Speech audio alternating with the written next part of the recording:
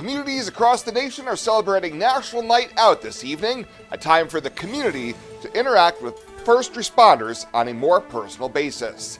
KNEB.TV News starts right now. From your trusted source for news in western Nebraska and eastern Wyoming, this is KNEB.TV News. Presented by Platte Valley Companies, premier provider of financial services. Hello, I'm Ryan Murphy. This is KNEB.TV News powered by Platte Valley Companies. Thanks for joining me. In our top story, thousands of people could be on hand in downtown Scottsbluff this evening as the city marks the annual National Night Out celebration. Scottsbluff Police Captain Chris Abras says the event is held on the first Tuesday in August in cities across the country to enhance the relationships between neighbors, law enforcement, first responders, and local organizations. Brass tells KNEB News the event helps foster a sense of community and gives people a chance to interact with officers in an informal setting.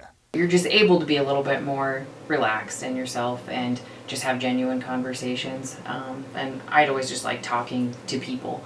And I don't know, it's maybe less intimidating for someone to come up and strike up a conversation than if you were actually out, on a call or in a different capacity. There will be a lot of booths and a lot of giveaways during National Night Out, including goodie bags to the first 500 kids to stop by the Scottsbluff Police booth. A 4-block stretch of Broadway will be closed off to the public for the free community event that's scheduled to run from 6 to 8 p.m. tonight. Well, the state auditor issued a report this week alleging the former executive director of the Rushville Housing Authority misused tens of thousands of dollars for personal benefit over a 3-year period ending this past February. Following allegations of financial improprieties involving Crystal Friesman, the APA audited the authority's financials and bank statements going back to January of 2021, finding $31,000 in possible fraud involving excessive payroll, unsupported reimbursements, a property tax payment, and more.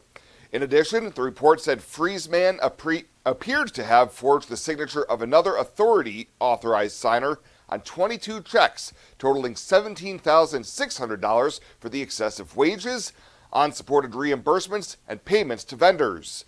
The report has been sent to the Nebraska State Patrol, Attorney General, Accountability and Disclosure Commission, and Sheridan County Attorney for further review. We'll have more news right after this. Looking for free instead of fees? Platte Valley Bank can help you keep your finances moving forward with no ATM fees. Whether you're headed to the lake, the mountains, or just to the grocery store, you can enjoy the freedom of free ATM access anywhere, anytime. Platte Valley Bank. You belong here.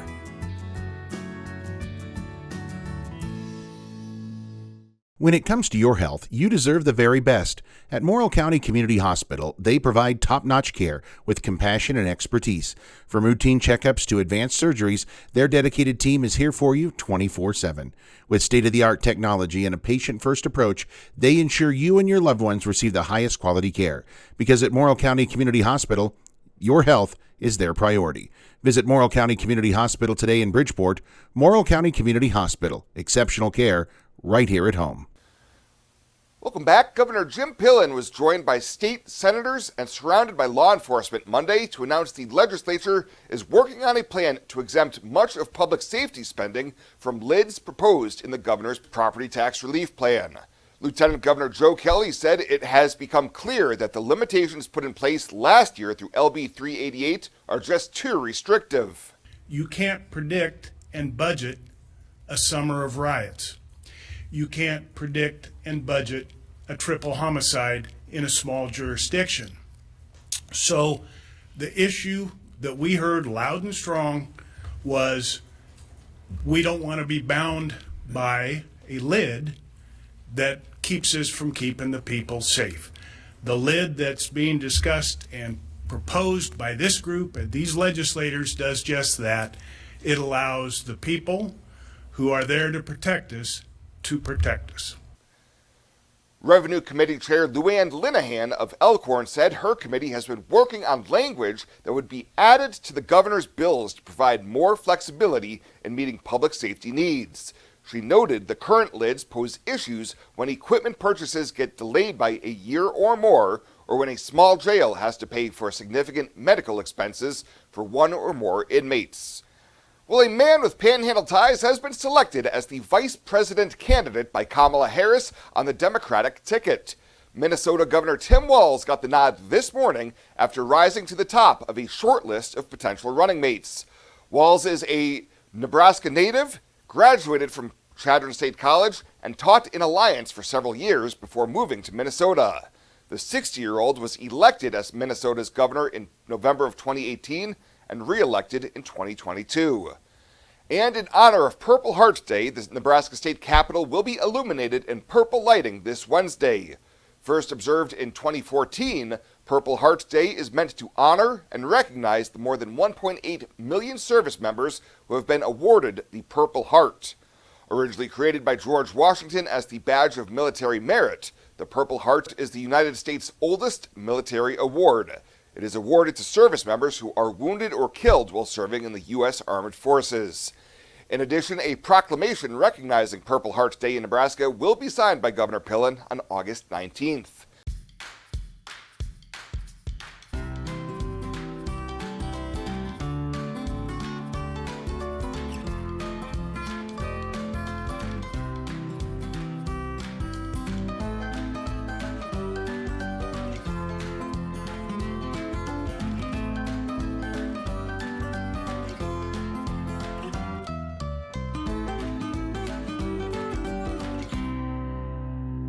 I imagined retirement in a place where we could enjoy our golden years, where adventure and friendship are the only items on the schedule.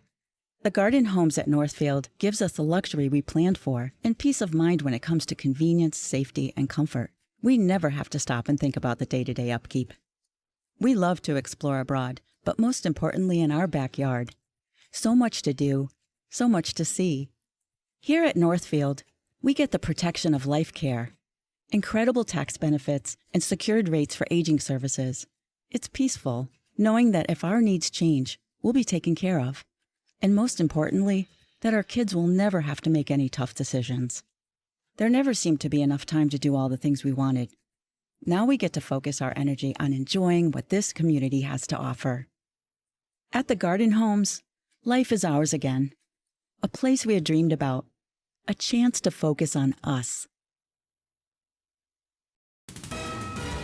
This is KNEB.TV weather from the KNEB Storm Center, your trusted source for weather. Well, we are on the doorstep of some big changes coming our way. Maybe an isolated storm very early this evening. Otherwise, those will clear out. Skies will remain clear overnight. Temps fall into the 60s. We have another warm to hot day tomorrow. Then significant changes are coming. 99 yesterday for a high, only down to 68 for a low. As far as precip goes, we're short for the month, but a new month really, and 2 3/4 inches short for the year. We'll hopefully make up on that over the coming 7 days. Rain chances tomorrow are pretty high, especially tomorrow night. Thursday, Friday, good chances of rain, and rain chances stay with us through the weekend and even into early next week. Winds are not going to be too bad. They will remain mostly in check. We don't see too much happening out there over the next 7 days. Severe weather threat, marginal. Can't rule out a strong to severe storm today or tomorrow.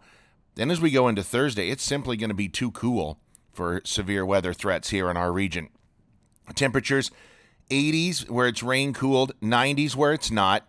Winds are out of the south, 10 to 20, gusting at times over 25 to 30 miles an hour.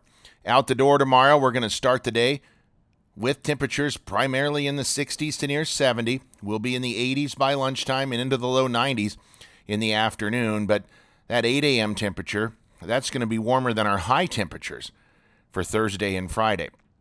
Take a look at Futurecast.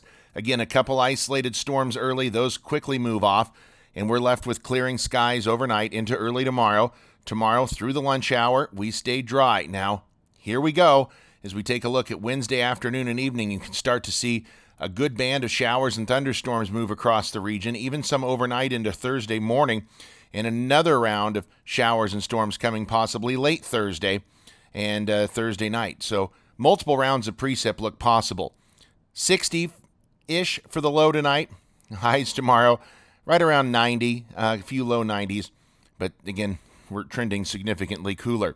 If you get underneath some of those heavier showers and storms, very easy to pick up an inch or more of rain. Hopefully enough widespread that everybody gets some. There will definitely be winners and losers, but hopefully more winners than losers. 62 for our low tonight. Again, an isolated storm possible. Tomorrow, better chances of storms, especially tomorrow night. 93, your expected high. That extended forecast, look at Thursday and Friday, only in the 60s. And we only warm into the 80s Saturday through next week with, again, good moisture in place and decent chances of showers and storms. Life is crazy. Pain is stressful. How can anybody concentrate with these busy schedules? Now you can. This is Ben Moravec coming to you from Hydrozen, a float therapy business right here in Scottsbluff. I'm here today to let you know we now have memberships for $49 monthly. You can guarantee yourself at least one float per month. You know how floating keeps your muscles relaxed, your joints relieved, and your brain clear to think? Now you can float at a reduced rate each month. Inquire today at hydrozenfloat.com or call us at 308-63-FLOAT. Hydrozen. Unplug and recharge. Tri-City Stormwater presents Stormwater 101, an illicit discharge.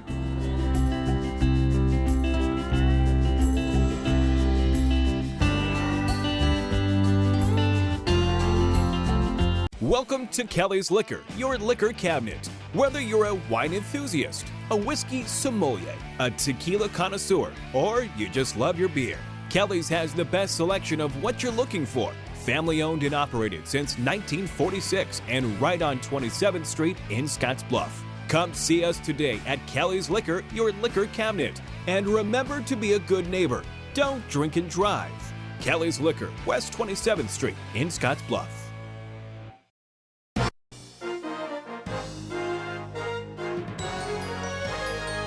This is KNEB.TV Ag News from the Scottsbluff Body and Paint Ag Desk. Scottsbluff Body and Paint, you're driving home our reputation. Severe storms and high winds can certainly cause a lot of problems for crops. They can also cause a lot of damage to irrigation systems. When that happens, replacing those systems, as you know, can be quite costly and time-consuming. That's why University of Nebraska researchers are looking into how high wind impacts irrigation systems in order to find a better solution for keeping them upright. Market Journal's Mike Straub brings us this story. Nebraska winds are responsible for causing unexpected expenses and repairs when pivot systems get blown over several times a year. A team at the University of Nebraska-Lincoln have been doing research in hopes of finding a way to reduce the number of pivots that are affected by high winds. This summer we've had many center pivots blow over in storms, and that's unfortunately kind of one of Nebraska's plagues, is that center pivots are great for irrigation, but storms love to play with them too and toss them over and break them up. And so this year we decided to pull together a team at UNL to do some research, some investigation to see if we can find ways to maybe reduce the number of them that tip over. You know, the idea might be, is there a direction that you can park them to make them a little less likely to blow over? Is there some design changes that could be made to center pivots? Other tips that we can try and find. And so we pulled together a team that has some guys from the meteorology group that understand storms and can pull data from different events and pull that together.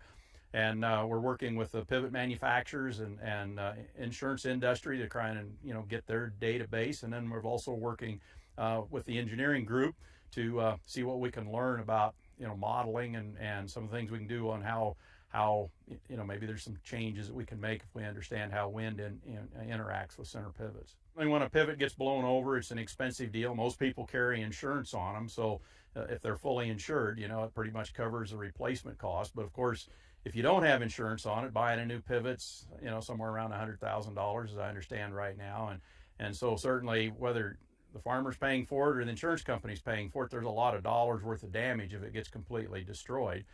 And if it blows over in early spring before the crop's planted, and there hasn't been too many others in the neighborhood blow over, you can usually get a pivot delivered pretty quickly and get it put up without any crop damage. But of course, if it blows over in irrigation season, you can't irrigate until it gets put back up. And typically when a storm goes through in a neighborhood, it doesn't just tip over one or two, it tips over several. So it's hard to get the dealer out there quickly to redo a lot of pivots. And so sometimes it, and of course you tear up 10 acres of corn or something, taking the old pivot out and putting up a new one. if anybody that's watching this would like to fill out the survey that has some information, we want to know about pivots that did blow over, as well as some next to them that didn't blow over, trying to understand the differences in them on that particular storm.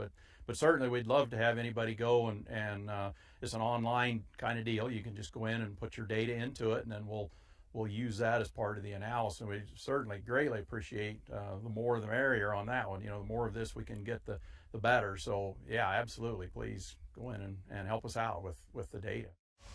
To better understand the reason why pivots blow over, researchers will be using sensors along the system to study the vibration of the structure over time, helping to understand the internal structure and how it ultimately responds in a high windstorm. So we've placed several sensors along the length of a pivot span, and we're measuring the vibration of the structure over time. And anytime we measure the vibration of a structure, that allows us to understand a lot about the internal structure and how it's going to respond in a flexible manner to any sort of excitation.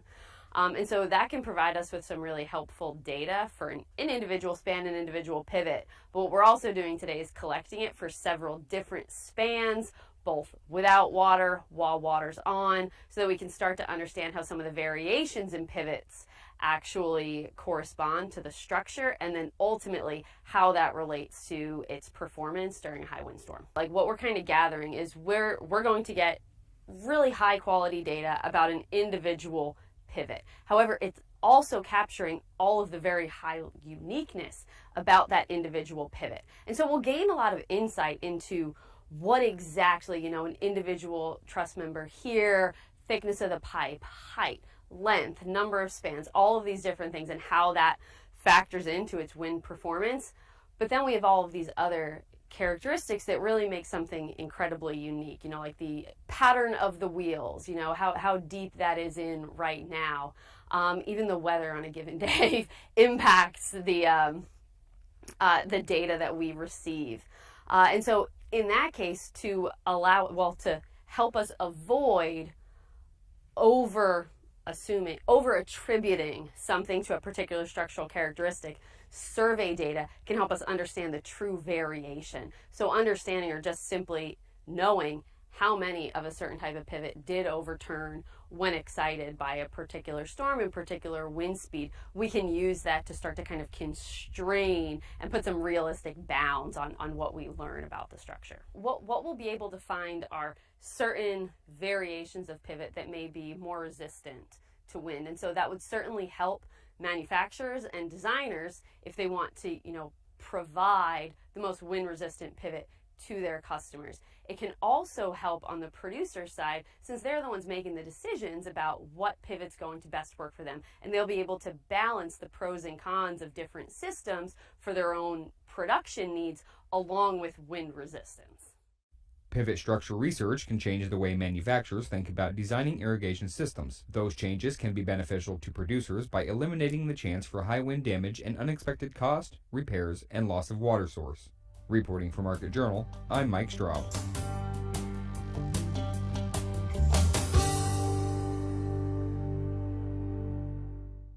Better sleep and better health can be found at Western Sleep Medicine in Gering. Since 2006, Western Sleep Medicine has offered the lowest cost sleep testing, either in their independent sleep laboratory or the privacy of your own home. You have control over your health care and your out-of-pocket cost. All insurance is accepted for a much lower cost than the regional option. If you need a sleep study, ask for Western Sleep Medicine. They've helped thousands of people over the years and want to help you. Western Sleep Medicine. Better sleep, better health.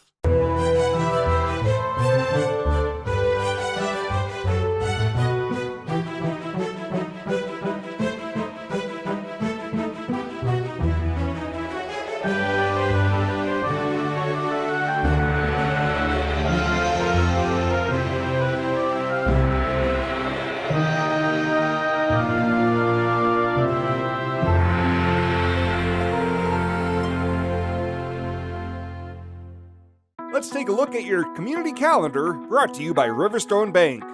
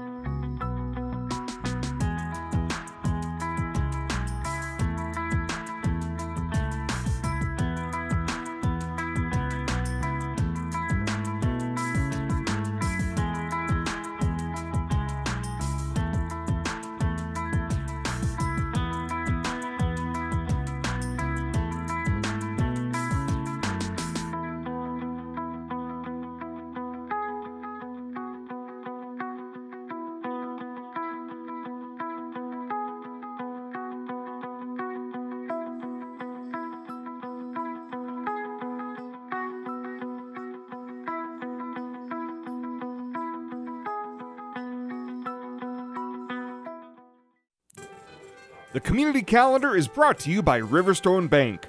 We're local and we love our community. Santa in the pool? Oh my! Renewal by Anderson's incredible Christmas in July 2024 event is so great that even Santa is shocked.